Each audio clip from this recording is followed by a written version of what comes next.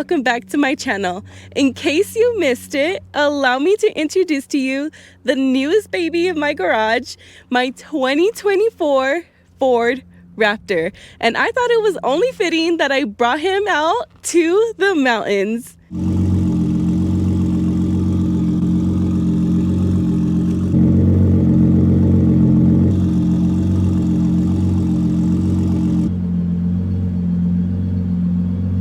I got a lot of questions from people asking me, why did I pick a Ford? Why did I get a Raptor over like the Raptor R? And some people honestly just felt blindsided because they didn't even know that I was into trucks.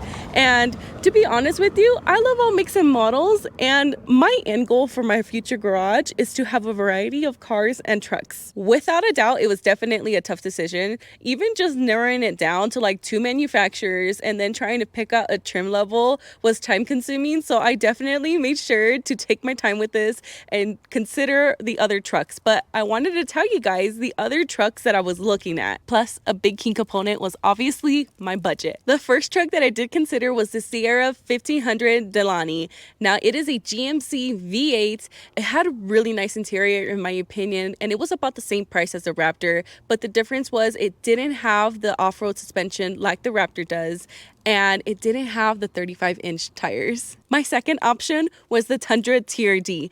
Now, I loved it because it was budget friendly, but the thing is, it didn't have the off-road suspension and it didn't have the 35-inch tires, so it was a no for me. And the last truck that I did consider was the Ram TRX because it has a Hellcat engine, which means I'm still going to be paranoid about where I park, where I take it, because I'm afraid of it getting stolen. So I wanted to honestly pick a truck that I didn't really need to be constantly looking over my shoulder. And also, I already have a Hellcat engine, so I wanted my truck to have a completely different platform. So by considering all these other trucks, I was able to land on one that I knew would suit my needs the best. I also got a surprising number of people asking me why I got the Base Raptor versus a Raptor R. And to put it simply, it is $33,000 difference MSRP.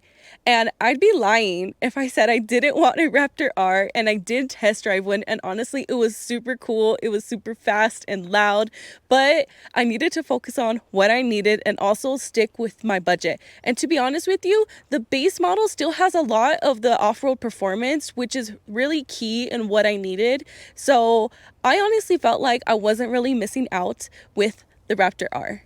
Although this is a base model, it still has 450 horsepower with 510 foot-pounds of torque. So honestly, it was more than enough for my first truck, not only that I can drive on the street, but take it off-roading. Also, I've been really getting into watching people build their pre-runners, and honestly, I think it is so cool, and I really want one, but at that point, it's just going to be strictly for off-roading. It wouldn't need to be street legal, and it would basically be a big ATV. So right now, the Base Raptor is my happy medium.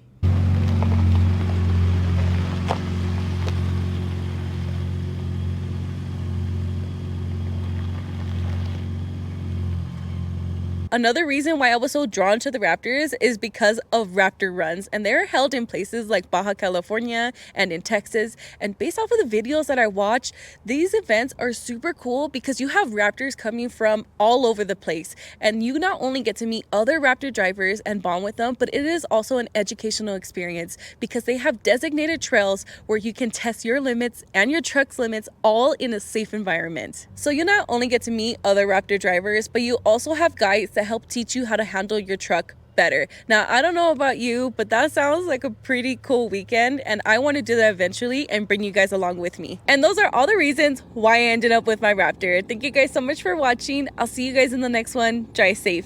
Bye!